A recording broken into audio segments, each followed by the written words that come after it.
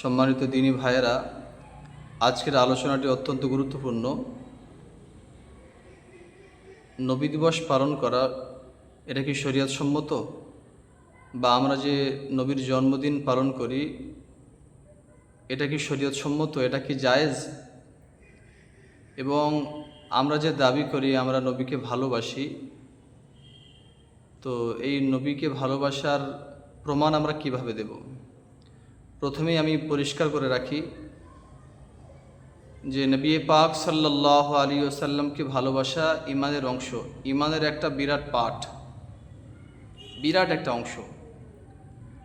তো নবীকে ভালোবাসা এই বিষয়টা মুখে দাবি করলে হবে না, বরং নবীকে ভালোবাসা প্রমাণ আমলের মাধ্যমে, নবীর সুন্নাহকে জীবনে বাস্তবায়নের মাধ্যমে পেশ করতে হবে।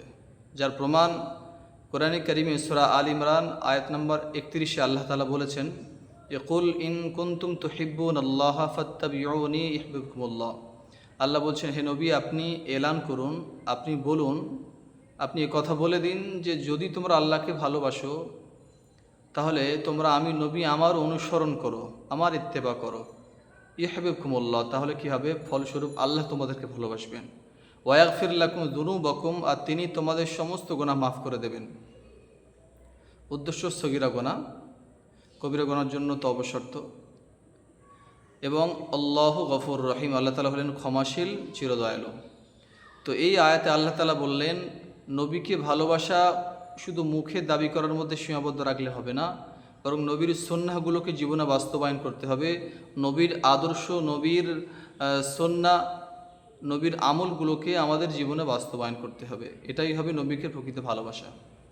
এবং শুধু তাই নয়, সুনায়ে তিরমিজিতে নবী পাক সাল্লাল্লাহু আলাইহি ওয়াসাল্লাম কথা বলেছেন, মান আহইয়া সুন্নতি ফাকাদ আহাব্বানি, যে আমার সুন্নাতকে ভালোবাসলো সে আমাকে ভালোবাসলো। ওমান আহাব্বানি কানা মাই ফিল জান্নাহ, আর যে আমাকে ভালোবাসবে সে আমার সাথেই জান্নাতে থাকবে। সুবহানাল্লাহ।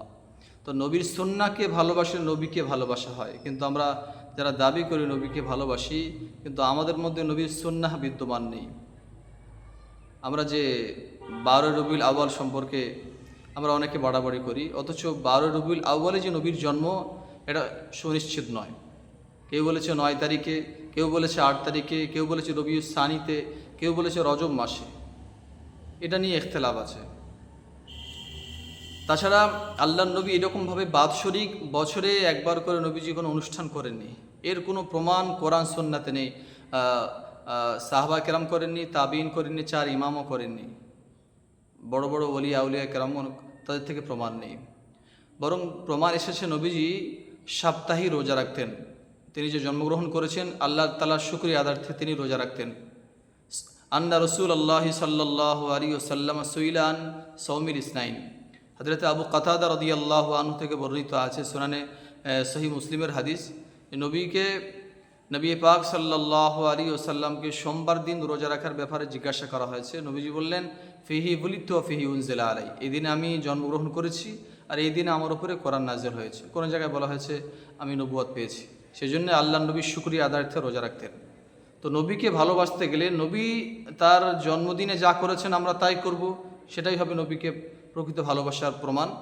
এবং সহিহ মুসলিমে অন্য জায়গায় এসছে, হযরত আবু বকর সিদ্দিক রাদিয়াল্লাহু আনহু উনি ওনার মেয়েকে আম্মাজান আয়েশা রাদিয়াল্লাহু আনহাকে জিজ্ঞাসা করেছেন, ওয়াকাল লাহা ফি আইয়ি ইয়াউমিন তুফিয়া রাসূলুল্লাহ সাল্লাল্লাহু আলাইহি ওয়াসাল্লাম, ফি আইয়ি ইয়াউমিন তুফিয়া রাসূলুল্লাহ, যে কোন দিনে আল্লাহ রসুলের মৃত্যু হয়েছে, ওয়াফাত হয়েছে।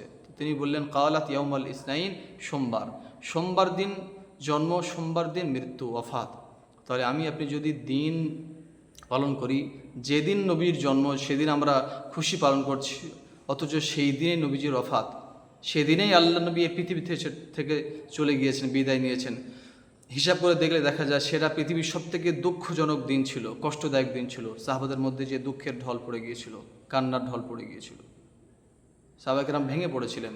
অথচ সেদিনে আমরা জুলুস বের করছি ঝান্ডা নিয়ে। এ কেমন নীতি? এটা মুসলমানদের আদর্শ নয়। যারা ঝান্ডা বের করছে, অথচ আল্লাহ নবীর শেষ জীবনের বাক্য ছিল কি? হযরত আলী রাদিয়াল্লাহু আনহু থেকে বর্ণিত আছে, তিনি বলছেন, কানা আখিরু কালামি রাসূলিল্লাহি সাল্লাল্লাহু আলাইহি ওয়াসাল্লাম আসসালা আসসালা। নবীজির শেষ বাক্য ছিল, নবীজির জীবদ্দশায় নবীজি পৃথিবী থেকে বিদায় নিচ্ছেন, আর নবীজি বলছেন আসসালা আসসালা, নামাজ নামাজ। অথচ যারা ঝান্ডা নিয়ে বের হচ্ছে, জুলুস করছে, এখানে কি কোনো পার্টিগত বিষয় হচ্ছে? ঝান্ডা নিয়ে বের করা হচ্ছে। অথচ নবীজি বললেন শেষ জীবনের আমল, শেষ জীবনে এ কথা বলে গেলেন, উম্মতের জন্য ওসিয়াত করে গেলেন যে নামাজের পাবন্দি করো, অথচ তাদের মধ্যে নামাজ নেই। নবীর সুন্নাহকে যদি যে কেউ প্রকৃত ভালোবাসবে, সেই আল্লাহ নবীকে ভালোবাসলো। এটাই আল্লাহ নবী বলেছেন, এটাই আল্লাহ নবীকে ভালোবাসার প্রকৃত প্রমাণ। অতএব আল্লাহ নবী বাৎসরিক নয়, সাপ্তাহিক, প্রত্যেক সপ্তাহে সোমবার নবীজি রোজা রাখতেন শুকরিয়া আদায়ার্থে, আর আমরা করছি বাৎসরিক। একজন পিতা যদি তার সন্তানকে বলে যায় যে বাবা তুমি আমার কথা মানবে, দেখা যাচ্ছে সেই সন্তান পরবর্তীতে বছরে একবার বাবার জন্য একটা অনুষ্ঠান করছে, আর বাকি 364 দিন বাবার কথা মনেই রাখে না। তো এটা কি প্রকৃতপক্ষে বাবার অনুসরণ হলো? বাবার কথা মানা হলো? নবী ভালোবাসতে বলেছেন, বছরে একবার আমরা করছি, অথচ আল্লাহ নবী বাৎসরিক করেননি, প্রত্যেক সপ্তাহে নবীজি রোজা রাখতেন জন্ম উপলক্ষে। অতএব আমরাও যদি নবীকে ভালোবাসি, তাহলে নবী যা করেছেন জন্ম উপলক্ষে আমরাও তাই করব। তাছাড়া পৃথিবীতে কোনো অনুষ্ঠান, কোনো উৎসব রোজা রেখে হয় না। বিয়ে বাড়িতে বরযাত্রী এসেছে, আমরা তাদেরকে বলবো যে আজকে তোমরা রোজা রাখো, চলে যাও, আজকে রোজা রাখবে, ঘোরাফেরা করো, কোনো অসুবিধা নেই, আজকে অনুষ্ঠান না, হয় না। অনুষ্ঠান আর রোজা, উপোস দূরে একসাথে জমা হয় না, একত্র হয় না। অতএব যখন অনুষ্ঠান হয় তখন খাওয়া দাওয়ার অ্যারেঞ্জমেন্ট হয়, আয়োজন হয় ভালো, কিন্তু রোজা রাখা হয়, অনুষ্ঠানে এটা হয় না। পৃথিবীতে এর দৃষ্টান্ত নেই। অতএব আল্লাহ নবী রোজা রেখে পালন করেছেন। তো প্রকৃতপক্ষে নবীকে ভালোবাসার প্রমাণ এটাই হবে যে নবীকে ভালোবাসা মানে 5 ওয়াক্তের নামাজ আদায় করা, নবীকে ভালোবাসা মানে পিতামাতার হক আদায় করা, নবীকে ভালোবাসা মানে জাকাত আদায় করা, নবীকে ভালোবাসা মানে পাড়া প্রতিবেশীর সাথে সদ্ব্যবহার করা, নবীকে ভালোবাসা মানে স্ত্রীর হক আদায় করা, নবীকে ভালোবাসা মানে হুকুকুল্লাহ আদায় করা, আল্লাহর হকগুলো আদায় করা, যাবতীয় হক আদায় করা, গরিবদেরকে দেখা, গরিবদের সাহায্য করা।